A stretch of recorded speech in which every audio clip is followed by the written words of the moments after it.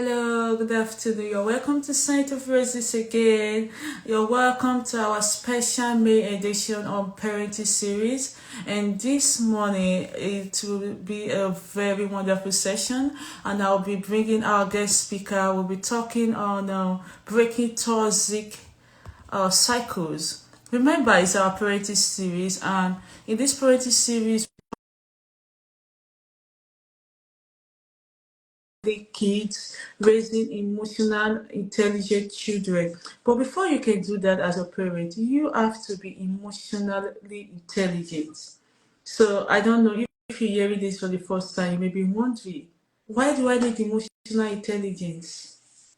You need emotional intelligence to interact not just with your people within your age range, also your kids. Emotional intelligent. You must be an emotional intelligent person. You must be able to discern. You must be able to interact. You must be sensitive. You must be able to manage your own personal emotions. Then, with that, you can now be able to manage the emotions of those around you. Think of it this way: you can't give what you don't have. So being an emotional intelligent parent is very important. It is important. It is something you need daily. Remember, charity begins at home. And if charity begins at home, we all know that the family is the smallest unit in the society. Just like a cell, which is the smallest unit in a human body, the family being the smallest unit in the society has a ripple effect on the bigger whole, the community. So what happens at home, directly or indirectly, we translate it to the society. So how is the family? How are you building your home? What behaviors, what patterns, what attitudes, what attributes do you have as a family? Permit me to ask, what are your core values as a family? Are you raising a generation of emotionally intelligent kids? Or are you raising bullies? Or are you raising people that, they cannot manage their emotions? Or are you raising people that will become, a concern to the society? It all begins with what? Being an emotionally intelligent person. I think our guest is around the corner. Wow. I celebrate you. Good morning. Good morning. Hi, Rose. Good Yeah. morning. Nice, nice. You're looking. I'm Thank so happy to see you. you.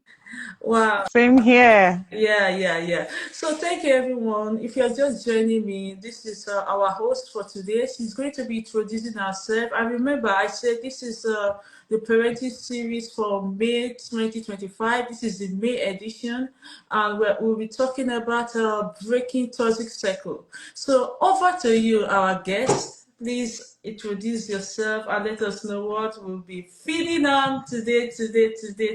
We are ready. Yes.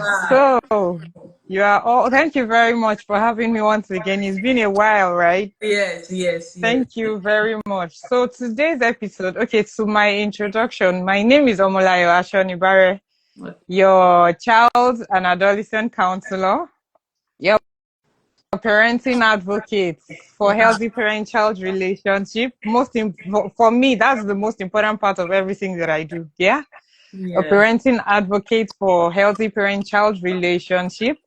And then I run Olive Resources, Wow. where we get to make books and educational resources available to different stratas of individuals, the family, public spaces, friends, colleagues, anywhere there is play and anywhere there is learning, we are Wow. there. Wow. Amazing. You've heard from the horse's mouth. So she's going to be talking. So over to you, madam. Over to you. What do you have to say about breaking toxic cycles? Hmm. How do we identify them, and how do we spot these behaviors, toxic cycles and parenting? Yeah. So today's topic is a very touchy topic because Okay.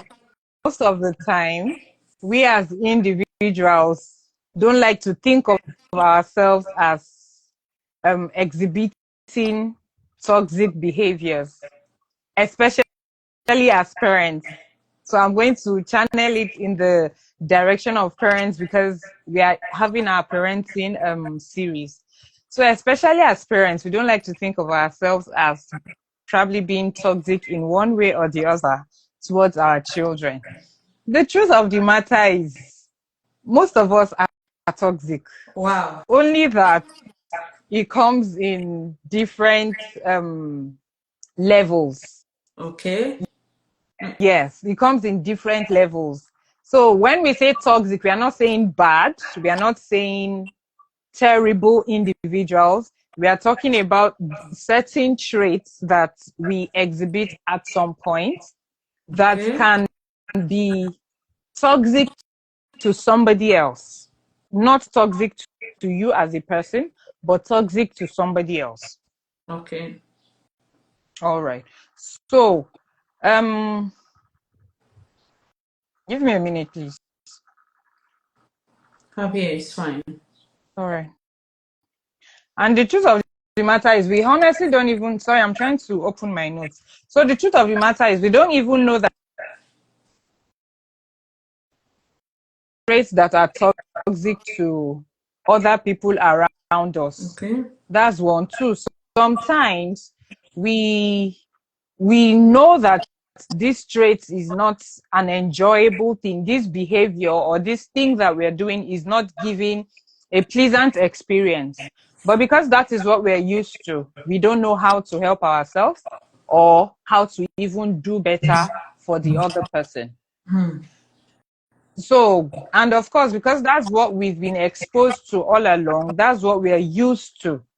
Except Oh, okay. we get to that point of being fully aware that this thing that I'm doing is not helpful to this person. If it is not helpful to the other person, then it is toxic to them. Yeah.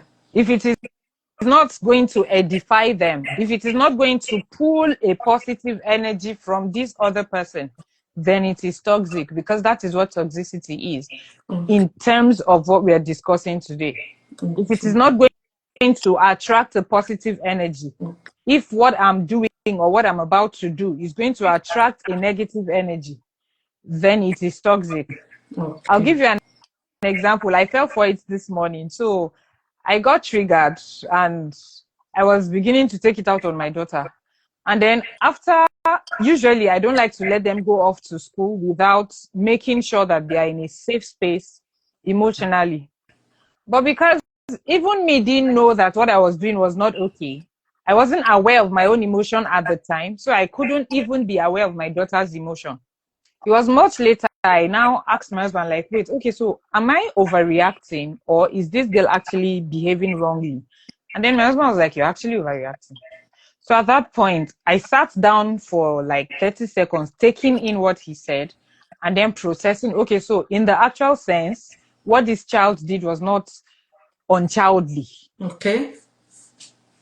But because I had a tad Something. bit higher expectation, I wasn't willing to allow her just enjoy being a child in that moment. So she honestly went to school feeling sad, which usually I don't like. But I still didn't come to terms with that because I felt, oh, this thing you did was not okay.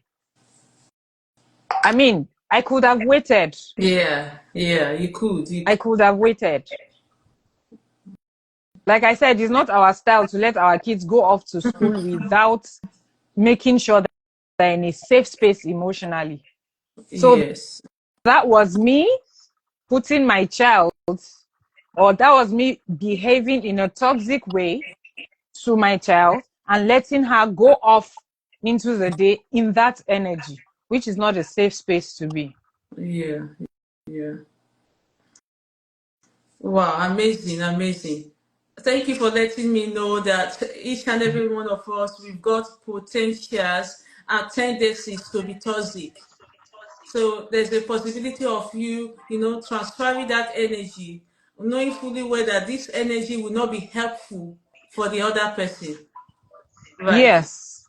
Yes. So thank you so much. So what's the relationship between this toxicity and trauma? Is there a link between, traumatic experiences, or transferring your own trauma, pouring your negativity into your kids, and the toxicity? Is there a relationship?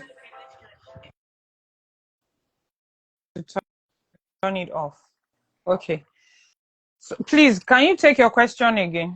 Yes, I'm saying that brings us to trauma. So, can you relate a connection between this toxic cycle and childhood trauma? Is there a link between? Yes What? and no. Yes and no. Sometimes we can exhibit certain toxic traits in the spur of the moment. It could be Okay. as a result of stress. Or stress trigger. Anything can trigger an inappropriate behavior. The same way anything can trigger tantrums. So anything can trigger that toxicity. It doesn't particularly mean you are traumatized. It could be Okay. stress. It could be anything. Mm. It So could you need be your environment. trauma can also be associated to that toxic behavior, but it doesn't mean every toxic behavior is trauma attached or trauma induced. Okay. Okay, I see. Yes. Okay, I see. I see. So how do we regulate these behaviors? And how do we regulate our behavior such a way that it doesn't affect our child's emotion? Remember, we're talking about the kids. How do we manage it? Because life happens, life happens. So how? Self-awareness is the king of it all. When it comes to our emotions, when it comes to what we take in or what we let out, being emotionally aware is the number one thing. Okay. Bulk of the time, if I'm able to process how I feel per time, it would help me to also process how the other person in my space will take in what I'm about to give out. Okay. So the first thing is self-awareness, and then process your thoughts. So when you are very much aware of your emotions and you are sure that whatever it is you want to do is coming from a safe space, in that point, there is no need for, it's not going to attract any toxic or negative energy. It's also not going to attract any negative feedback. I mean, of course, we hear things based on our perception or based on our perspective or based on who we are, but it's easy to filter it if it's not coming from a place of toxicity or negative energy. It's easy to receive it. It's easy to accept it. If it's not coming from a place of negative energy, if it's not coming from a place of agitation, if it's not coming from a place of being emotionally overwhelmed Okay. or emotional overload. Okay. So you want to be self-aware. That's the first thing. And then filter whatever it is you're doing. Okay. So you just said we need to be self-aware, meaning we need to have this consistent self-awareness with an ability to also self-regulate these emotions. So Yes, yes, yes. how can we pinpoint? How can we see, or how can we spot out a child that is being affected by toxicity or this negative trauma, or like you said, with some kind of triggered emotions? Are there behaviors? Are there attitudes that could show that a child is under a toxic, you know what I mean, influence? How can we detect this? You know, we had a session some time ago, and we talked about how that as adults, we have to first be aware of what we are doing and then be aware of the emotion of the child around us. Be Yes. aware of the personality of that child. If, Yes. for instance, that child is an outspoken child and all of a sudden the child begins to shut down, you know something is wrong. Yes, yes, If exactly. the child is somebody who likes to be around you and all of a sudden the child is withdrawn, you know something is wrong. Yes, exactly. If that child's performance or relationship with people, if there's a change in the behavior of that child, a change in the academic performance of that child, a change in the response of that child, a change in how the child relates socially, a change in how the child relates emotionally. There are a lot of things that you can look out, even the way a child appears, because Yeah. bulk of the time, the way we dress up is a signal. Sometimes, most of the time, our appearance is a signal of our emotions. Yes, exactly. What is happening on the So inside? the way once the telltale signs are always there. It's easy to pick. Yes. It is now for you as the adult to remain sensitive to that child. Because if you're not sensitive to that child, even if all the telltale signs are in your face, you still won't see it.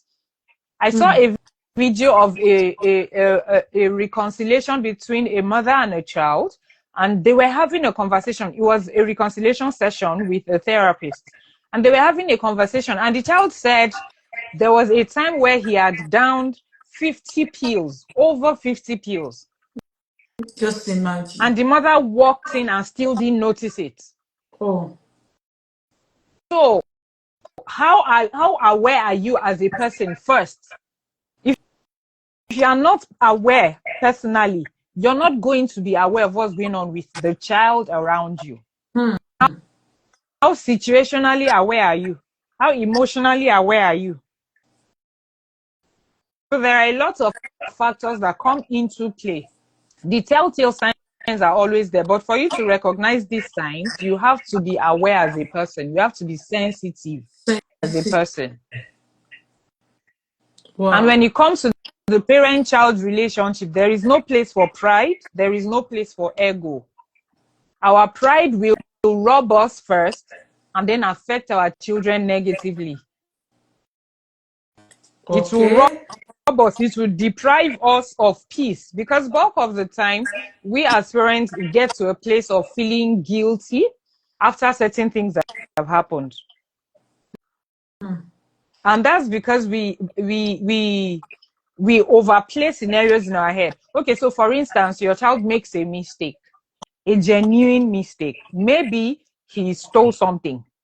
Okay. Maybe he spilled something. Maybe he told a lie. Now, there are a lot of reasons why they tell lies. There are a lot of reasons why they take what is not theirs. But because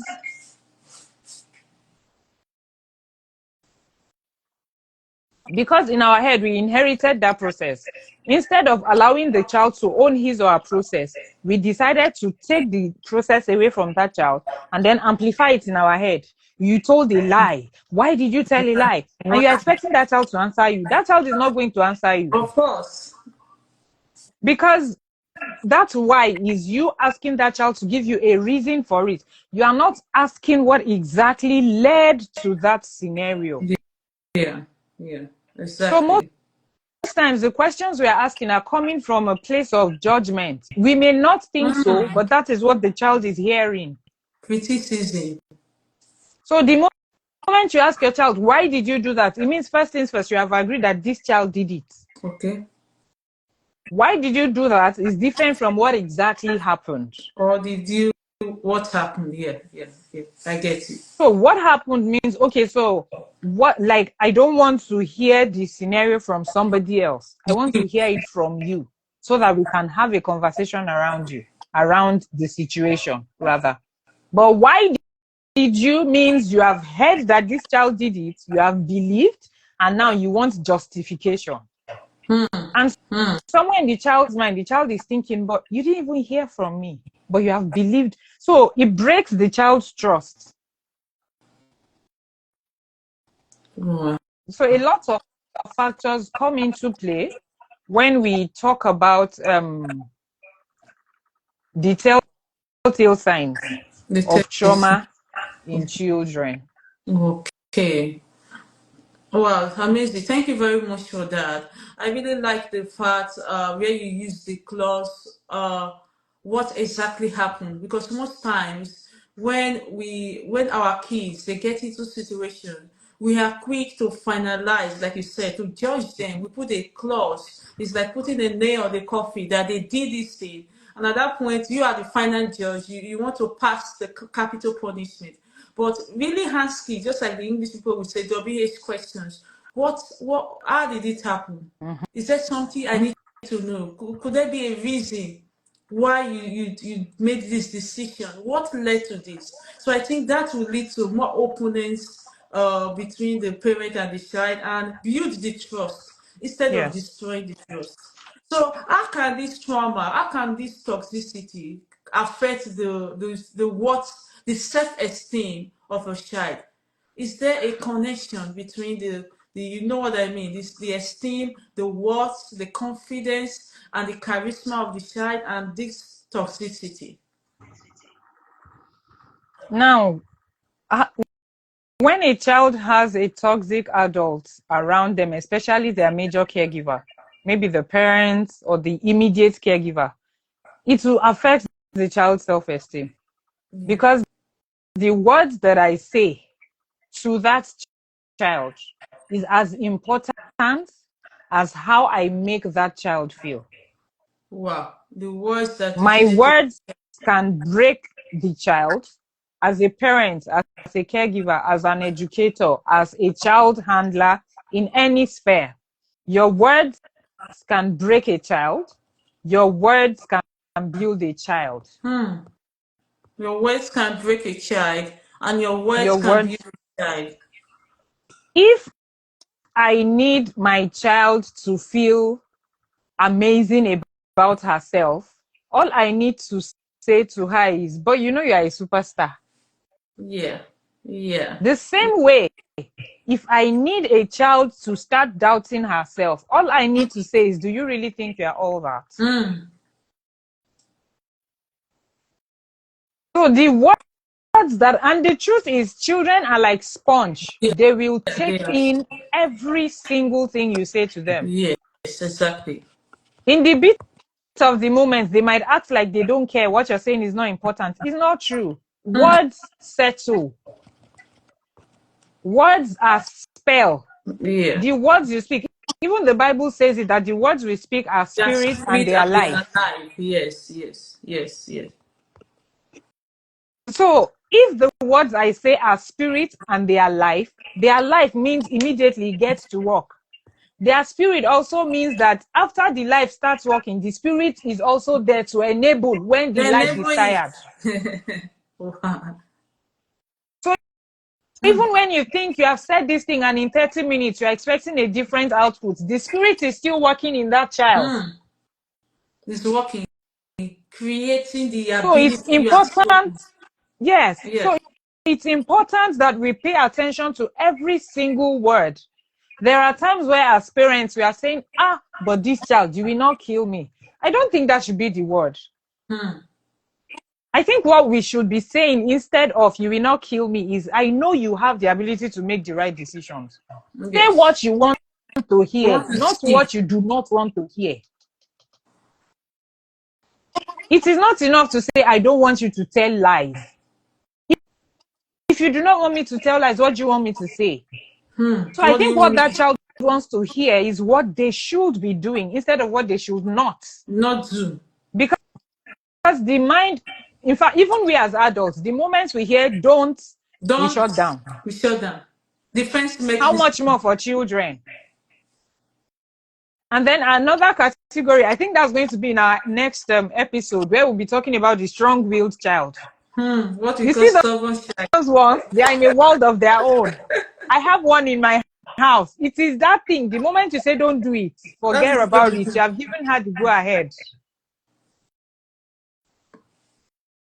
So Amazing. every word we say has power. The tongue is the most powerful part of the human being. It is not cliche. Yeah, yeah, yeah, yeah, It is not cliche. yeah. It's a fact backed up by every religion. Every religion. Yeah. every belief.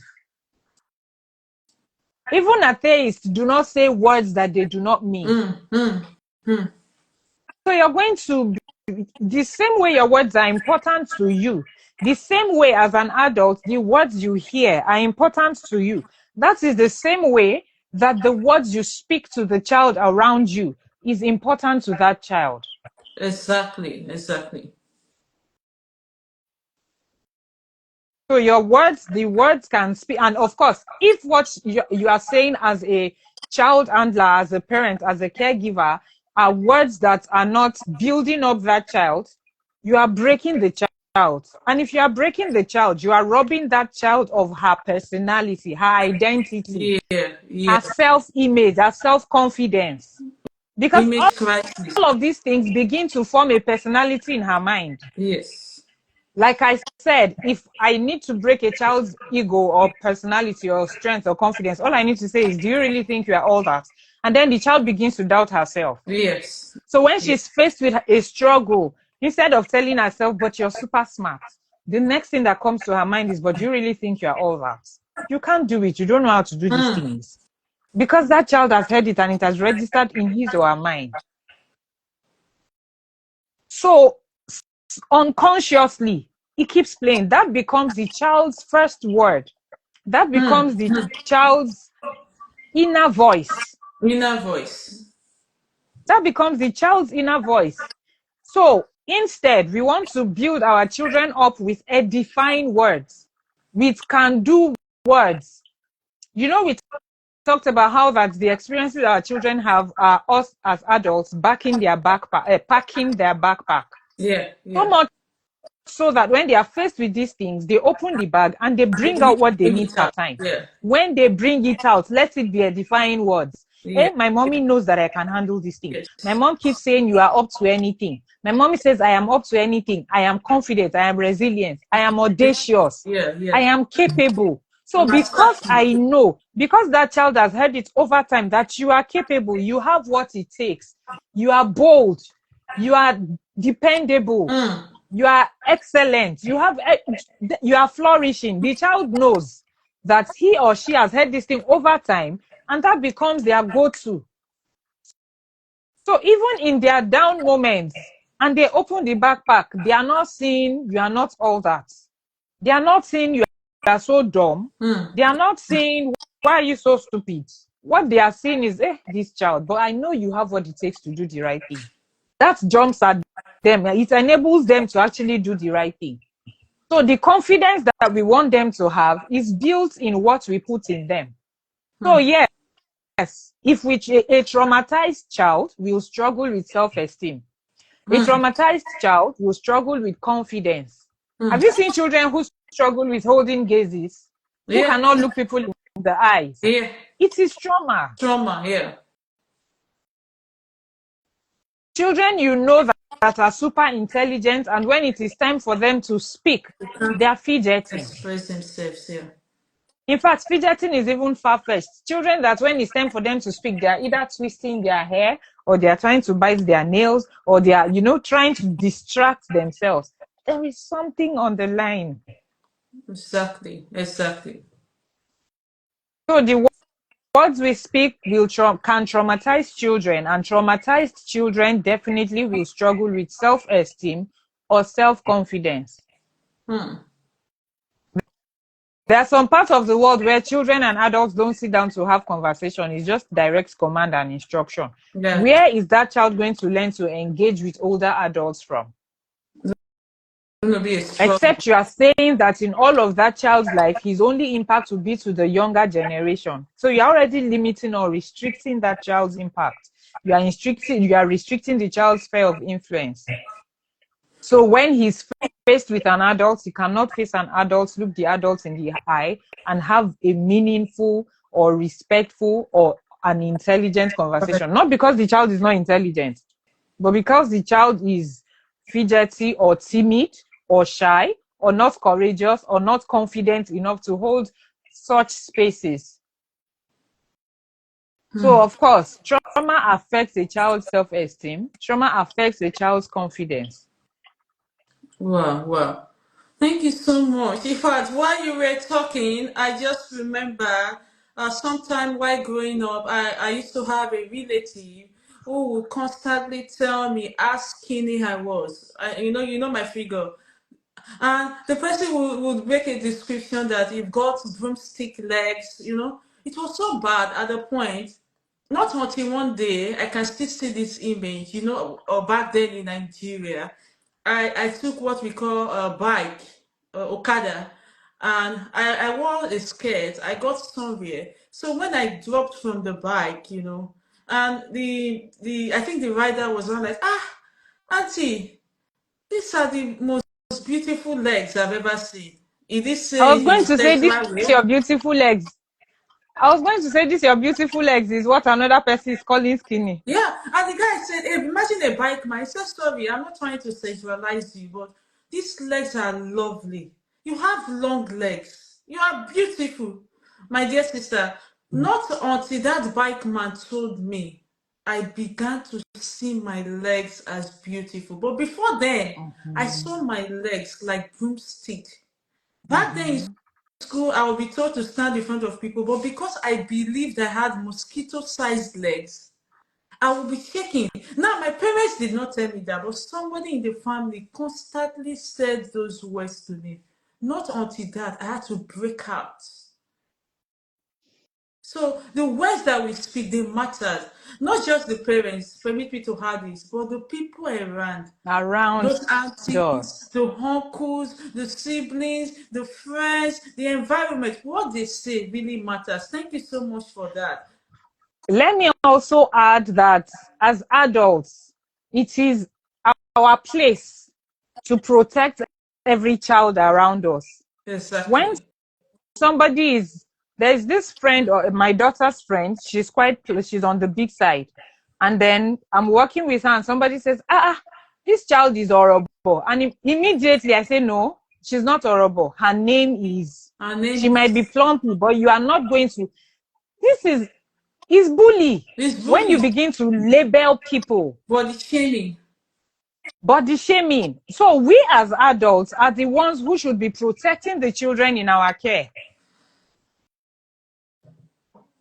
When you are, we shouldn't be the one saying, this child self, you too do, you talk too much. Do you know if it is that talking that is going to be earning that child the life that the child is going to live in the future? Exactly. But because you yourself are struggling with expressing yourself, and then the child that is expressive, you now begin to water down that child's spirit. No, we should allow children to retain their authenticity. Exactly.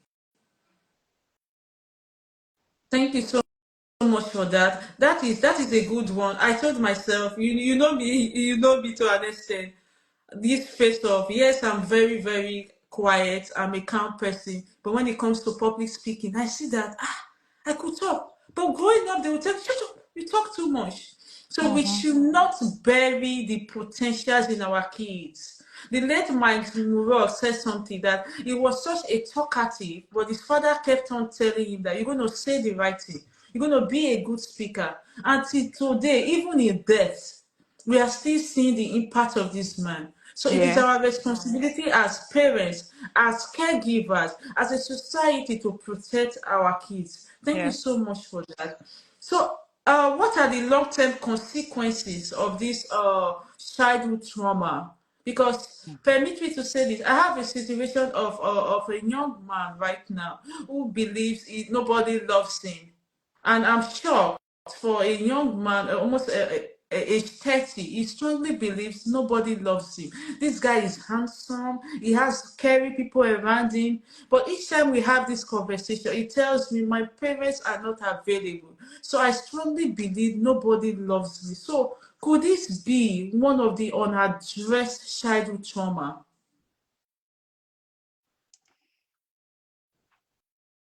While you were asking your question, I remember the session I was listening to by Gabo Mate. Okay? Gabo Mate is a renowned therapist.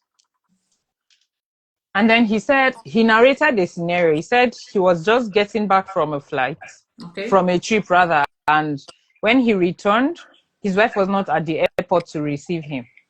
And then he fell I'm paraphrasing right now. That It's wasn't okay. exactly how he Yeah. said it, but I'm Okay. paraphrasing. And then he said he felt hurt that his wife was not there to receive him. And in that moment, he said something that struck me. He said, bulk of the time, when we are angry, we are not angry about what we are angry about. Mm. We are angry about the experiences, the memories that experiences trigger. Is it like a chain reaction? It's a chain reaction. Not So the yeah, if yeah. as an adult you were abandoned as an adult, and right now what you are able to give your children is 10 minutes of your time, you would feel like you are doing them a favor by spending 10 minutes with them. Now, when he narrated that scenario, he now connected it to how that when he was a child, he was abandoned as a child. Not because they wanted to abandon him, but because they wanted to put him in a safe place, because it was a period where they were in war. Okay. So they needed to put him somewhere safe, and then they left him with an elderly person so his parents could go and find a safe space for themselves. Okay. But he said he didn't know that. As far as he was concerned, he was abandoned. He was neglected. He was unwanted. That was the same feeling he had when his wife didn't show up in the airport the other day. Triggered. Triggers. So if we as adults are traumatized, we will transfer the same thing to our children. That's one. Two, when we are also faced with similar experiences, when similar experiences come to play in our day-to-day life, it is automatic. Garbage in, garbage out.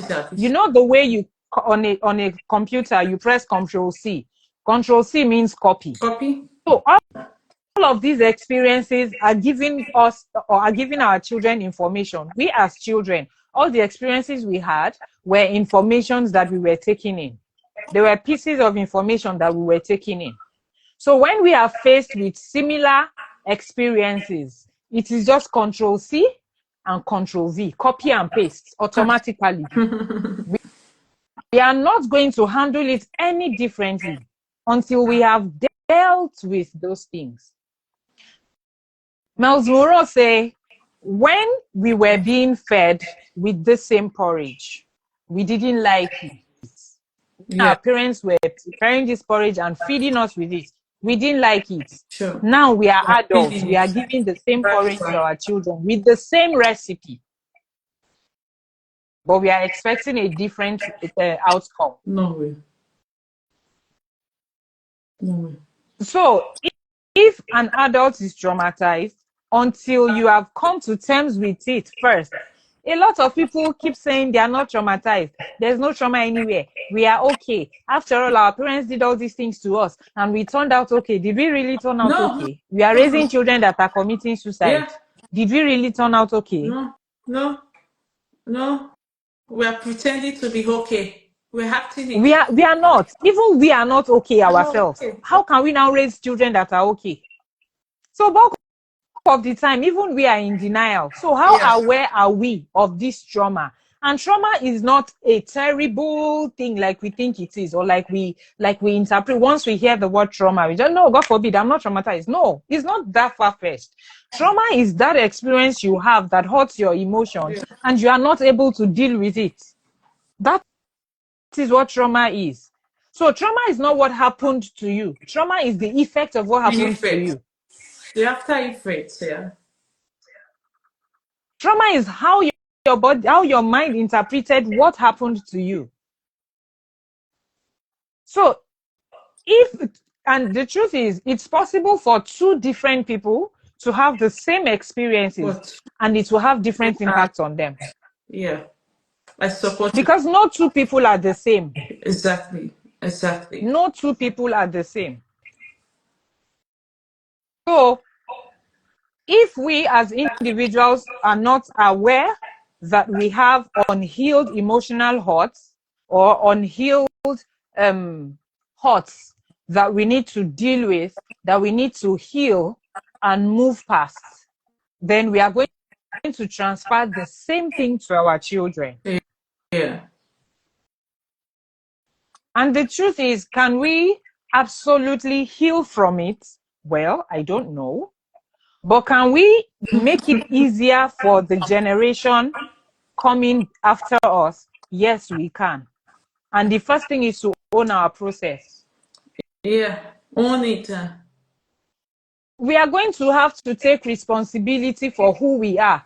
Because when our parents were raising us, they were not raising us because they want to damage children. Yeah. They were not doing it because they want to raise damaged individuals. No. They were giving us the best of them per time. What they knew was the What best. they knew was the best per time. So it wasn't a deliberate intention of wanting to hurt anybody or damage. They were giving us the best of them. That's why we can all say, most people who were hurt emotionally would keep saying, my parents could buy everything for us. They could, go overboard, make sure we never lacked anything. That's because as far as they are concerned, they are making Yeah. sure that they are giving us every single thing. In fact, you would hear our parents say things like, I live for my children. Yeah. So we are not going to push it to them to say our parents traumatized us, not anymore.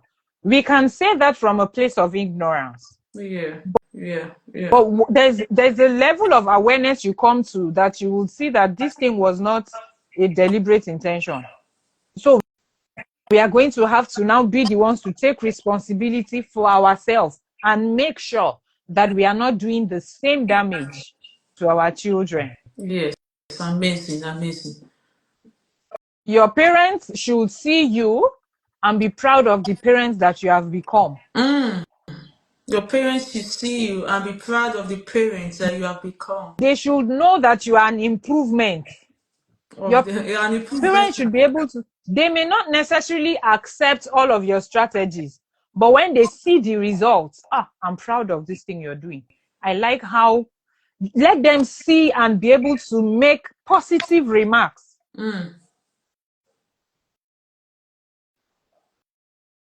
So if we do not heal from our experiences, if we do not heal from our hearts, we are going to transfer these same things to our children. Yeah. And let me also add that when it comes to trauma, I like to describe it as a ball of onion. Okay, a ball of onion. So you know how you buy onions and it has, usually onion has a dry peel. The first layer is usually a dry peel.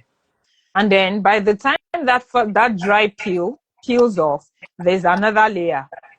If you leave that layer long enough, you will see that same layer will dry off. Yeah. When that same layer dries off, after a while, it also falls out. Yeah, it falls out. Yeah. When it falls out, it exposes another layer. If you leave that long enough, you would also see that it dries up. Yeah. After a while, it falls out. That is what healing is. That is what healing from trauma is. Each phase has its duration. You cannot rush it. You cannot jump the process. It has to run that duration. When it runs that duration, then you can tell after you have gone through that process and the things that used to trigger you in that phase no longer triggers you. Yeah. Then Yeah. at that point, you can say you have healed from that thing and you are ready for the next The phase. next phase of it. So the dried up layer uncovers another layer until it gets to the very core. So if we do not heal one layer, we cannot rush it. If you try to make the onion to dry up, it will burn. If you say you want to cut it and put it in a hair dryer, in an air dryer, of course it will dry, but it won't give you the same result. At all. So Confirm. you can't rush the healing process. You have to expose, and in the process, you also have to expose yourself to the right environment. You have to expose yourself to the right resources, expose yourself to the right people. when you're trying to heal from trauma, that is not the time to expose yourself to negative energy. Exactly. That is not the time to allow people around you to be critical. That is the time you also want to be deliberate about your circle of influence. That's the time you want to be deliberate about the people you allow in your space. In your inner cycle. In your inner circle. Yeah. Amazing. Amazing. Thank you so much. Thank you. So I can even see the zealousness, the passion with which you say this thing. Because recently, you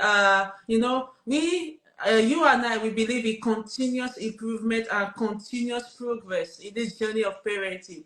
I recently had an experience. I was just in a circle, in the midst of people, and someone triggered something.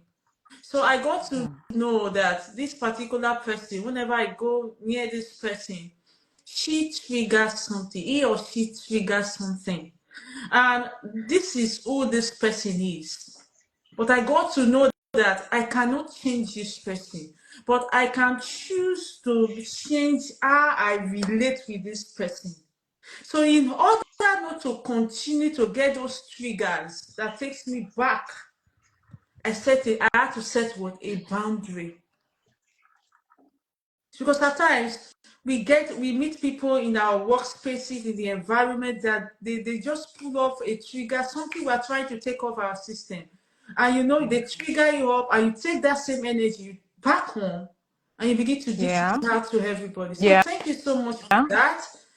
Your environment, like you rightly said, when you are healing from trauma, that is not the time to stay with people with negative energy, or people that will fuel that situation in your life. The hot, yes. So thank you so much. Thank you for letting us know that healing is the process. And I hope those of you out there, you can hear me. You cannot rush the process. You need to take it step by step. You need the right resources, like what our coach just said. You need the right resources. You need the right set of people. You need the right, if permit me to say, you need the right partners. You can't do this on your own. So you need a support system to make this work. Thank you for that. So how do we okay, some parents now, they are listening to me, and this is one of the questions. So what will you say to a parent who feels overwhelmed with every of these things? Now, a parent has come to the point that yes, I am toxic. I want to change. So how do I start? What do I need to do? How can I become a better parent? To become a better parent, first you have to want to become a better person. For yourself now, not even because you are a parent, but because you are a person. Okay. You as a person, you have to want to be a better person for yourself. Because before you come to be, most times we are not even aware of where we are. It is after we have become parents that we now begin to see ourselves exhibiting these traits. So before we talk about wanting to be a better parent, you want to be a better person for yourself. What are those things you know for yourself that you need to deal with while you're relating with your child? What is that thing that your child does and gets you angry? Angry. Like Gabomate said, you are not angry because of what that person did. You are not angry about what you are angry about. You're You are angry. angry because that experience triggered Some a memory. in memory. What memory Exactly. did it trigger? That is the memory you need to go back to. What emotion? How did you feel about it? Yeah. If you felt hot about it, what exactly made you feel hot? Was it because as a child you were always told to shut up? Was it because as a child you were always, if for instance you're saying something and your child is not talking back at you, but your child's body language is Yeah. whining, and you get upset about that child's body language that is whining, the child is communicating with her body. Why are you upset that that child is communicating with her body that she feels disrespected by what you did? Because the child is marking her boundaries. That's why she's doing that with her body. Mommy, this thing you are doing is not okay. And that is why she's doing what she's doing. So if you feel hot or angry about it, it is because it triggered a memory that you do not like. Go back to it. Why did you feel upset about what that child was doing? So most times it's not about the person. It's about the experiences that we have attached to what Yes. that person is doing. Exactly. Exactly. Thank you So so much. when we are able to get to it, then we now find out, okay, so I feel this way when this person does this. Why do I feel this way? And then own your journey, own your process, Own it. unravel what exactly is going on with you. If you need to go for therapy, go for therapy. Don't, therapy is actually like a lot of things we now come, a lot of things that we actually think are right as parents or in this parenting process. By the time you go into therapy, you will see that it's actually not right. It was just you acting like the whole thing was about you. Whereas Yeah. bulk of the time, it honestly doesn't have anything to do with you. Your child is just being a child.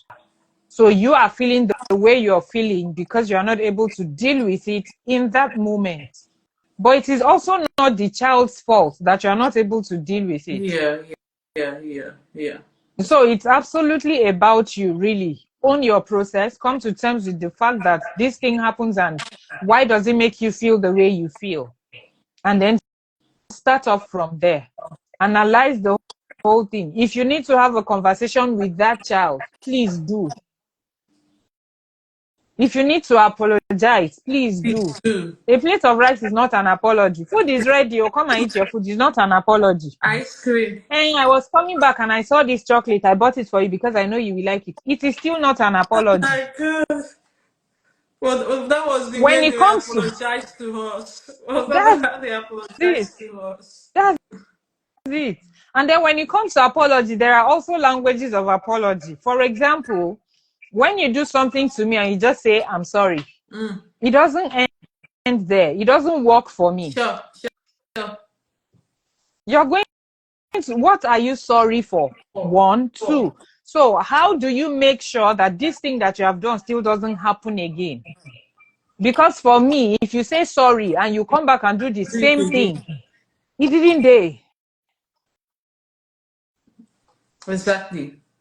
Then that is not an apology. That is you So, saying, okay, sorry, you feel angry about it this time, but I will still do it again. I'm still It doing it. just gets to the point where that person shuts down. So the moment you now say sorry, I start getting angry. Why are you sorry when you still do the same thing? Yeah, there's no point.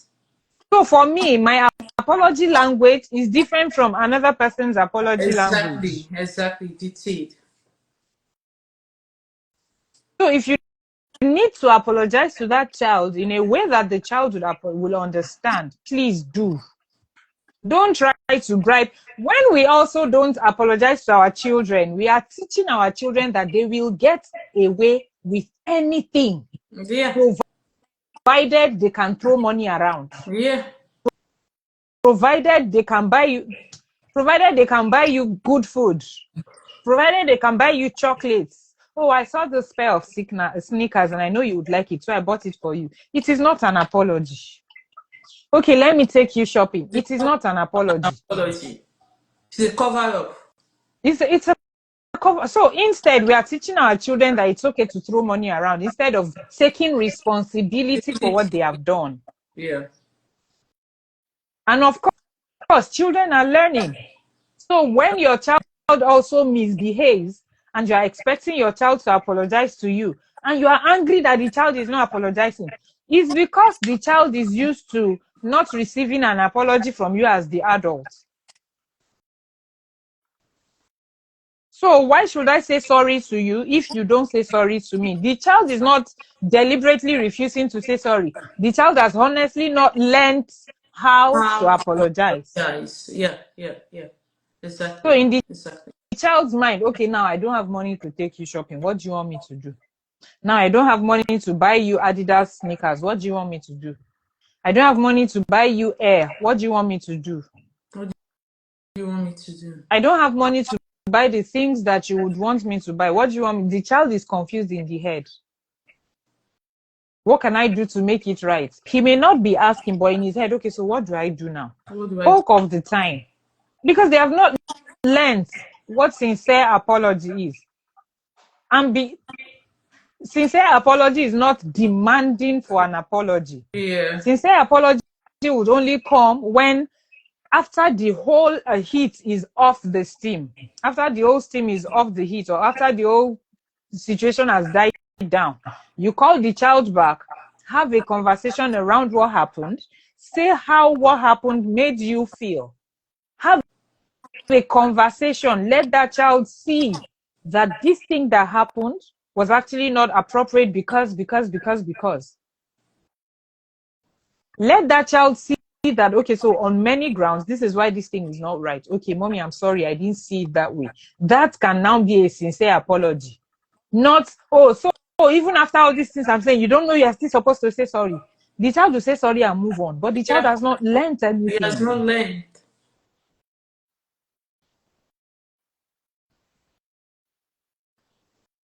So Wow. back to the conversation that brought us here in the first place. You want to take responsibility for your process. Own So it. it is when you have learned to be a better person for yourself that you can now transfer that version of you into being a parent. Yeah. I That is the only way you can now be a better parent for your children, yeah. by being a better person for For yourself yourself first. first. Amazing. Thank you so much for that. In my own words, I would say the change begins with you. It starts with you. Do you like you? Do you like yourself?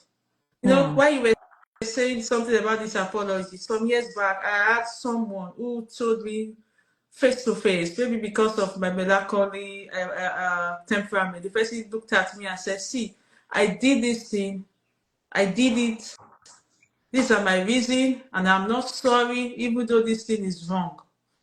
And I was like, wow. Did you get me? The person said, I did this thing, I am not sorry. I know I have wronged you, but I'm not going to apologize for what I did to you. You know, that statement shook my heart. And I said, God, this person is a dangerous person. The person said, see, I did it. I know it wronged you, but I'm not sorry because I had to do it. So, like what you just told me now, it starts with the upbringing of the person. It tells you about the parenting patterns that the person was exposed to. It tells you about the person's mindset that was shaped, not apologizing. There's some people that they rather die than to apologize. Hmm. So you can hear from our speaker, you have to own it. You need to apologize when you need to. You need to say it. You need to use the right words. You don't need to cover up or throw gifts around. An apology is an apology. It must be detailed, it must be responsible, and it must be heartfelt. So I don't know, Coach, if you have any other thing to say about your final thoughts about this whole, toxicity, how we can break this chain and stop it with us.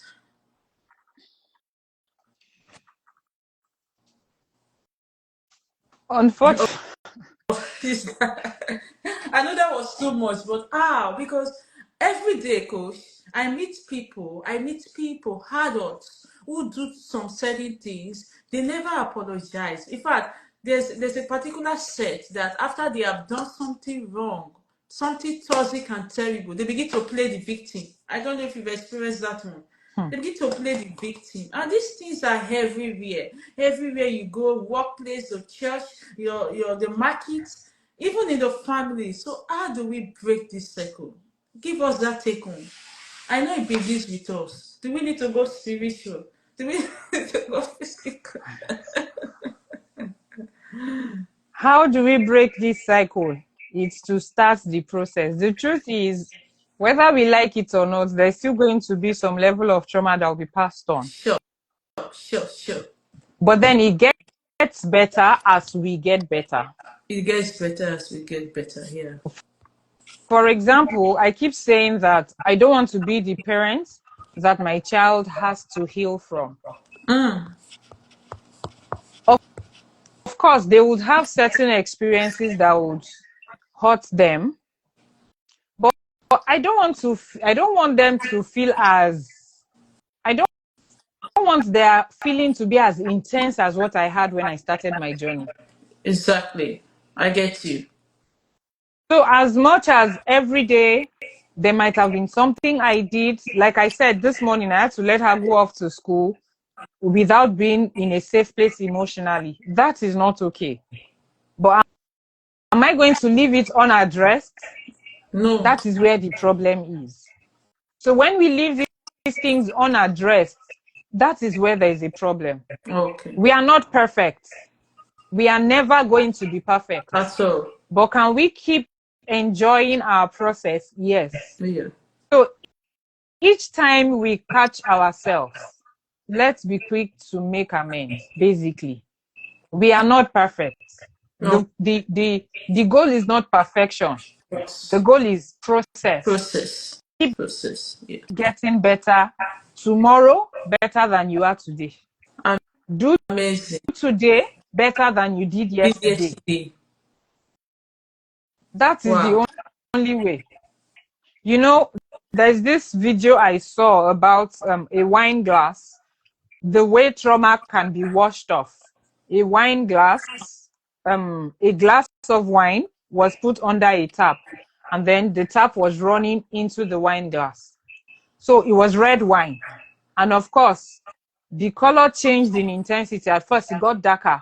Yeah. And then the water kept washing it out. It kept washing it out.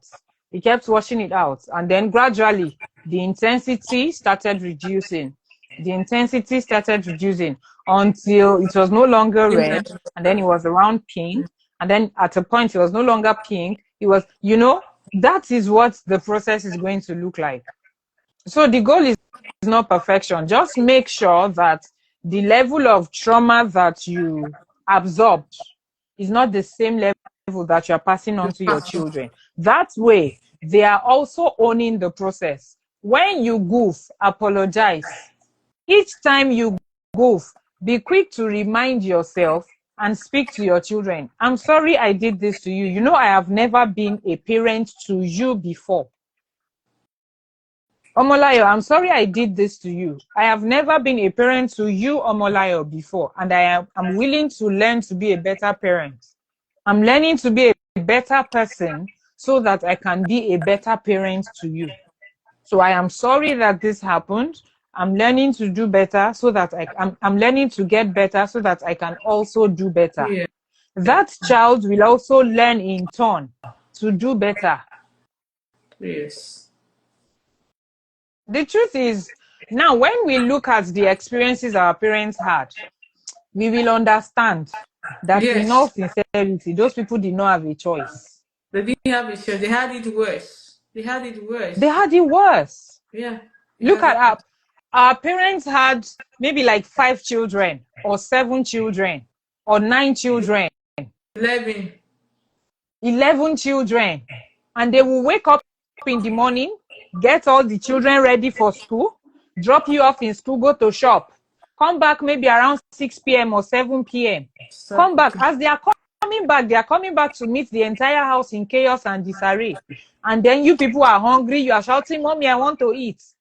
She has to come back as stressed as she was the whole day. Comes back, is running around the house, sweeping, cleaning, cooking, doing everything. They didn't have a choice. Yeah. Those people were stressed. Very stressed. Those people were stressed.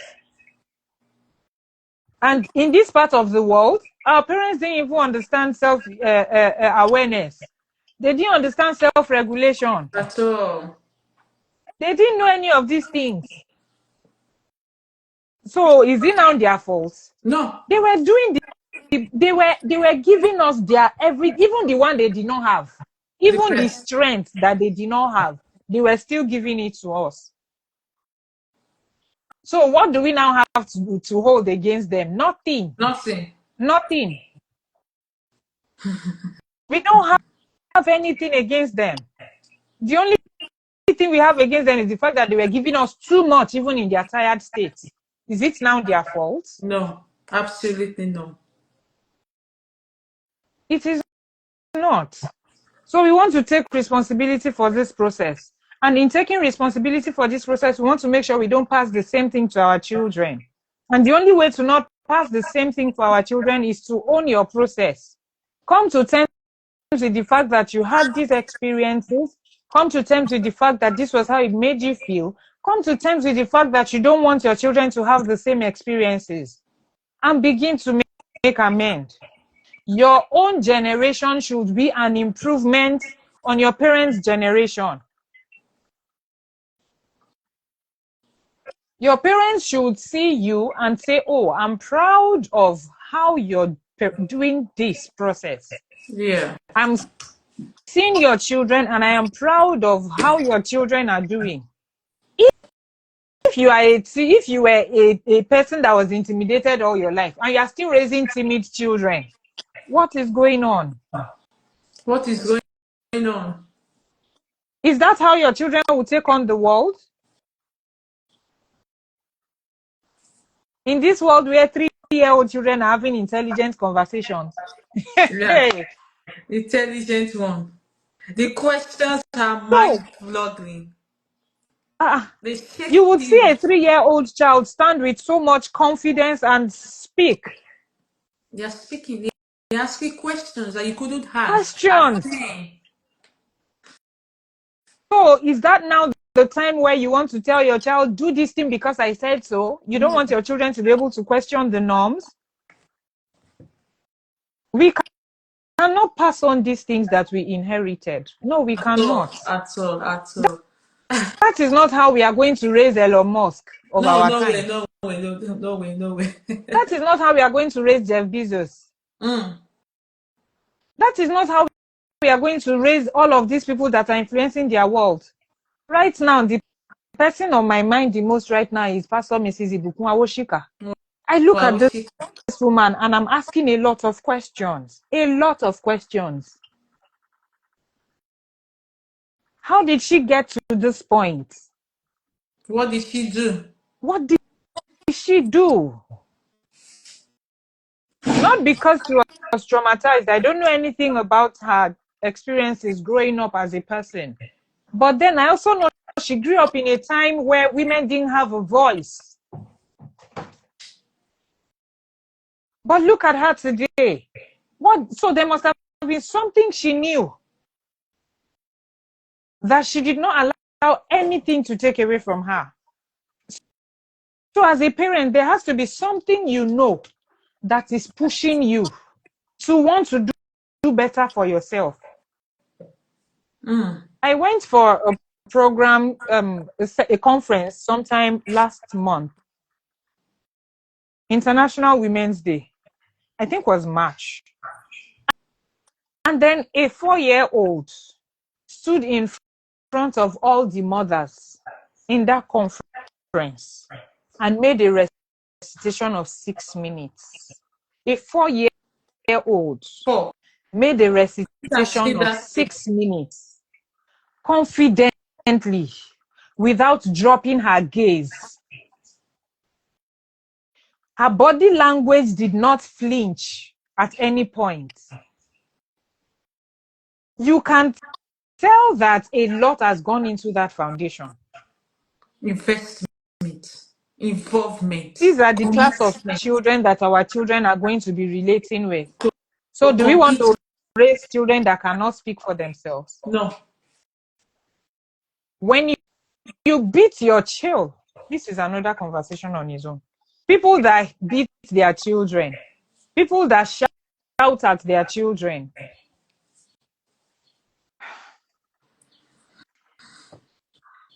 If your child's love language is physical touch, and then you are beating your child, do you know that child will grow up to have somebody who, if they beat them, they will Abuse. not see the need to speak up for No. themselves.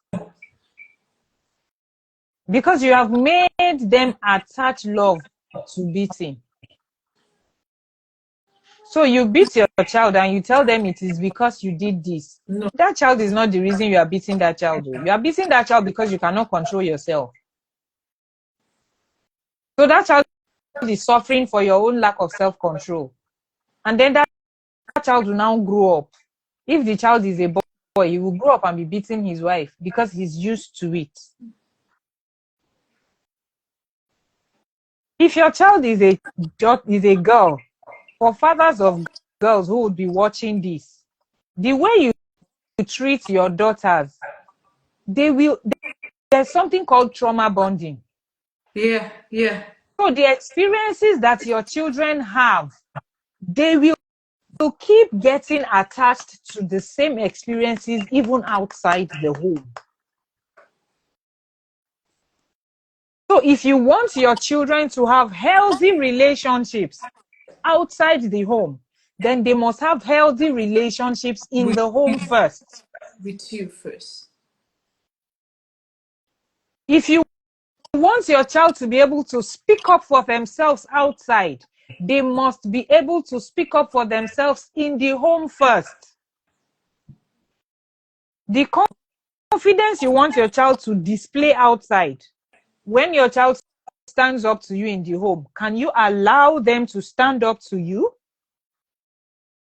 confidently without feeling disrespected? Is that how volatile your self-respect is? That anything your child does in the bid to protect herself, you feel disrespected about it. As I'm saying this thing, I'm talking to myself too, because I'm also in my process. So are you that parent that still feels threatened by your child's confidence? That is trauma. You do not want to pass that to your child. Yeah. If you get angry because your child is crying, it is trauma. I'm not saying if you feel sensitive when your child is crying. That's not what I'm saying. If you get angry and see the need to shut your child down when your child is crying, that is trauma. So there's a whole lot. Own your process. Do it first for yourself. When your child, and while you're doing it for yourself, your children will see that you're actually in a process. Those times when you are about to hit the child, you have raised your hand and you hold yourself and you tell your child obviously sees that mommy is struggling with not hitting me. And then your child now sees that mommy eventually controls herself. So the next time your child also wants to relate with the younger one, he remembers that mommy did not beat me the other day, even though she felt like beating me. The child is learning. Child is learning, yeah. So let your children see that, in all honesty, it is human to struggle. It is human to make mistakes. When you make mistakes, it is also human to make restitution. Sincere apology. Don't overweight it. You are not struggling with pride and ego and refusing to apologize. In the parenting journey, ego is not a useful tool. Nothing. It's not anywhere useful. Thank you very, very much, Rose. Thank you for today's Well, session. amazing, Thank you. amazing. Thank you so much. Thank you so much. I know they are hearing you. And please, if you've missed a part of this session, you can always come back to my page at Scent of Roses Official or Olive Resources 23, and we watch these things. So you need to be an emotional, intelligent parent. You need to self-regulate. You need to be self-aware. And my last contribution is: how much do you know? What do you Hmm. know? You need knowledge. You need an upper knowledge to override every of these traumatic experiences you've had to make you a better person. So thank you so much, Mrs. Omolayo Ashionibare. Yeah, I'm trying to get the name again. You know, I used to know your maiden name very well. So every day I try not to call that. Thank you so So much. it's fine. Thank you for the session. We look Thank you. forward to Thank you seeing for you having again in me. our next session. I celebrate Thank you. Thank you. you very much for having me. Thank you and God have a bless you. nice Bye for day. now. Bye. Bye. Bye.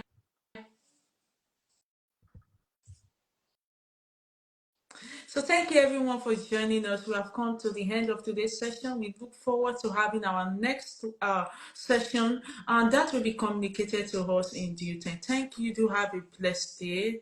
I celebrate you. I remain your host, Rosemary Onoyiwaka Ilebua. Thank you very much. Bye for now.